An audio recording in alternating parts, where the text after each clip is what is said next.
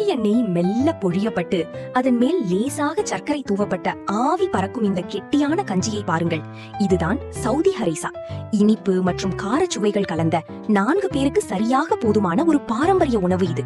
சில குறிப்பிட்ட சமையல் நுணுக்கங்களை கற்றுக்கொள்வதன் மூலம் உங்கள் சொந்த சமையலறையிலேயே ஒரு கைப்பிடி மூலப்பொருட்களை கொண்டு மனதிற்கு இதமளிக்கும் ஒரு உண்மையான பாரம்பரிய உணவை உங்களால் உருவாக்க முடியும். அடுப்பை பற்ற வைப்பதற்கு முன் நீங்கள் ஒரு மிக முக்கியமான கட்டாய செயலை செய்ய வேண்டும். அதுதான் முழு கோதுமை தானியங்களை ஊற வைப்பது. 2 கோப்பை தானியங்களை எடுத்து குறைந்தது 6 மணி நேரம் தண்ணீரில் முழுமையாக மூழ்கி இருக்குமாறு ஊற வைக்க வேண்டும். அவற்றை இரவு முழுவதும் ஊற வைத்தால் அது இன்னும் சிறந்தது. இடதுபுறம் உள்ள காய்ந்த தானியங்கள் போதுமான அளவு நீரை உறிஞ்சி வலதுபுறம் உள்ளவை போல முழுமையாக 2 மடங்கு உப்பி பெருகுவதை உற்று நோக்குங்கள்.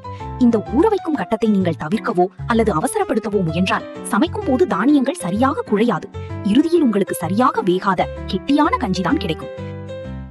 இந்த உணவின் காரச்சுவைக்கான அடிப்படையை தொடங்க இந்த மசாலா வடிகலனை பாருங்கள். அதில் சரியாக 2 இலவங்கப்பட்டை துண்டுகள், 4 ஏலக்காய்கள், 5 கிராம்புகள் மற்றும் 1 தேக்கரண்டி சீரகம் ஆகியவற்றை நிரப்ப வேண்டும். அந்த வடிகலனை மூடி ஒரு பெரிய பாத்திரத்திற்குள் போடவும். பின்னர் 3 லிட்டர் வெந்நீரை ஊற்றி 500 கிராம் எலும்புடன் கூடிய ஆட்டுக்கறியை சேர்க்கவும். பாத்திரத்தை மூடி அடுப்பை அதிக தீயில் வைத்து சரியாக 1 மணி நேரம் அது இடையூறின்றி கொதிக்க விடவும். இந்த முதல் 1 மணி நேர கொதிப்பின் மூலம் ஆட்டுக்கறி மற்றும் எலும்புகளில் இருந்து ஆழமான செழுமையான சாறு ஸ்டாக் இறங்கும். இந்த சாற்றை தான் தானியங்கள் இறுதியில் உறிஞ்சிக் கொள்ளும். 1 மணி நேரம் கழித்து அந்த மசாலா வடிகலனையும் ஆட்டுக்கறியையும் அந்த சாற்றில் இருந்து வெளியே எடுக்கவும். ஆட்டுக்கறியை கவனமாக பிரித்து அதில் உள்ள ஒவ்வொரு எலும்பு துண்டையும் முழுமையாக நீக்கிவிடவும். அடுத்த கட்டத்திற்கு செல்வதற்கு முன் பாத்திரத்தில் எஞ்சியுள்ள திரவத்தை மிக தீவிரமாக சோதிக்கவும். அந்த சாற்றிற்குள் விழுந்திருக்கக்கூடிய மிகச் சிறிய எலும்பு துண்டுகளை கண்டறிந்து நீக்க தவறினால் உங்கள் இறுதி உணவு முழுமையாகவே கெட்டு போய்விடும். சாறு முழுமையாக தெளிவானதும் நீங்கள் முன்னரே ஊற வைத்து வைத்திருந்த தானியங்களை அதில் கொட்டவும். பாத்திரத்தின் உச்சி வரை எட்டும் அளவுக்கு சுமார் 2 லிட்டர் புதிய வெந்நீரையும் அத்துடன் 1 தேக்கரண்டி கடல் உப்பையும் சேர்க்கவும். அடுப்பின் தீயை மிதமான அதிக மீடியம் ஹை அளவில் வைத்திருக்கவும். இந்த தானியங்கள் முழுமையாக குழைய இப்போது சரியாக 2 மணி நேரம் சமைக்கப்பட வேண்டியது அவசியம். இந்த படத்தில் நீங்கள் காண்பது போல ஒவ்வொரு 15 நிமிடங்களுக்கும் ஒரு முறை பாத்திரத்தின் அடிப்பகுதியை தேய்த்துவிட வேண்டும். தானியங்கள் அடியில் தங்கி பாத்திரத்தின் உலோக பரப்போடு ஒட்டிக்கொள்ளும். அவற்றை அப்படியே விட்டுவிட்டால் அவை கருகிவிடும். இந்த 15 நிமிட கலக்கும் சுழற்சியை விடாமுயற்சியுடன் பின்பற்றுவது தானியங்கள் அவற்றின் மாவுச்சத்தை வெளியிடச் செய்து இந்த உணவிற்கு தேவையான கனமான தடித்த பதத்தை உருவாக்குகிறது.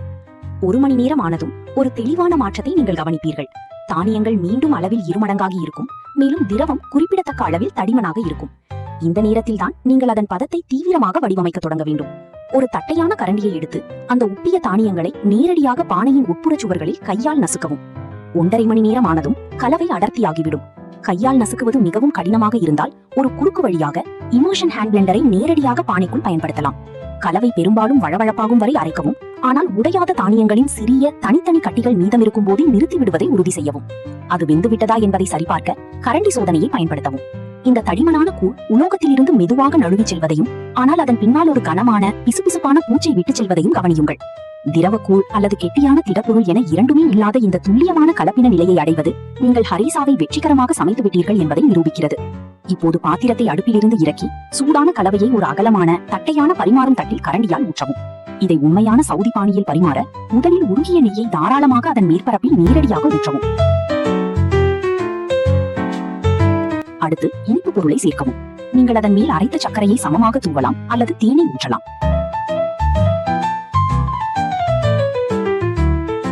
இந்த உணவை அது ஆவி பறக்க சூடாக இருக்கும் போதே சாப்பிட வேண்டும்.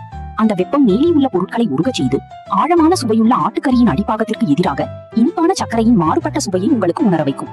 இந்த குறிப்பிட்ட தயாரிப்பு மற்றும் சமையல் முறைகளில் தேர்ச்சி பெறுவதன் மூலம் ஆரோக்கியமான, திருப்தி அளிக்கும் உண்மையான சவுதி கலாச்சாரத்தின் ஒரு பகுதியை உங்கள் மேசைக்கு வெற்றிகரமாக கொண்டு வந்துள்ளீர்கள்.